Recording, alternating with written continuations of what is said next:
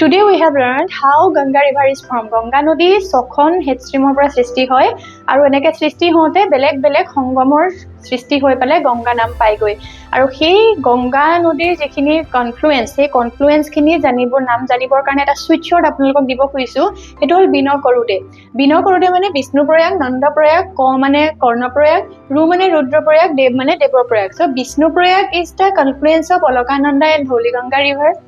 Nandaprayag is the confluence of Alakananda and Nandakini, and Karnaprayag is the confluence of Alakananda and Pindar Ganga. Then Rudraprayag is the confluence of Mandakini and Alakananda.